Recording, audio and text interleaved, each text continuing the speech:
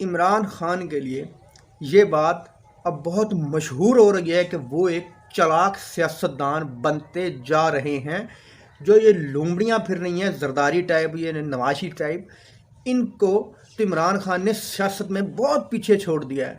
ان کا کوئی نام و نشان ہی اس نے چھوڑا، اس بندے نے سیاست میں کہ کس طرح کارڈ کھیلے جاتے ہیں۔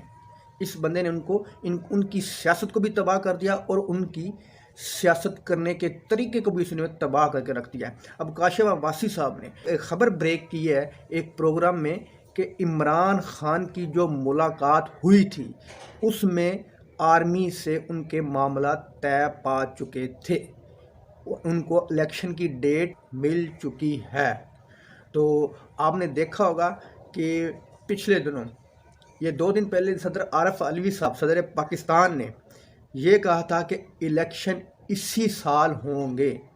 تو اس ملاقات میں عارف علوی صاحب بھی موجود تھے اور عارف علوی صاحب نے ثالثی کا کردار ادا کیا دونوں پارٹیوں کے درمیان معاملہ طے کروانے میں۔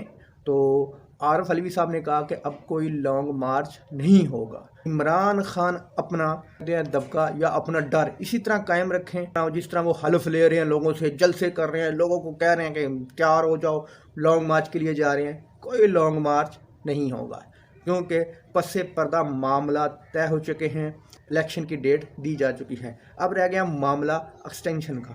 ایکسٹینشن کے لیے اب یہ کمپنی پوری پریشان ہے۔ آرمی چیف کی جو مدت ملازمت ہے تو وہ تو ختم ہو رہی ہے یہ 27 نومبر کو، تو ایک مدت ملازمت جناب مارچ کو بھی ختم ہو رہی ہے انہی کی۔ جنرل باجوہ صاحب کی ملازمت کی ختم ہونے کی تاریخیں ایک نہیں ہیں جناب، 2 ہیں، یہ میں پاکستانیوں کو بتا دوں، 1 نومبر ہے اور 1 مارچ میں ہے۔ اب ان کی مرضی ہے 7 نومبر والی رکھیں یا مارچ والی رکھیں، لیکن آپ کو میں ایک بریکنگ نیوز دیتا جاؤں، نہ وہ نومبر والی رکھیں گے نہ وہ مارچ والی رکھیں گے، وہ رکھیں گے سینٹر میں، ٹھیک ہے؟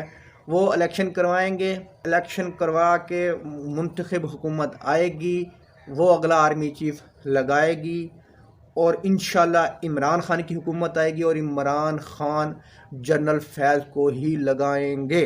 یہ بات طے ہے۔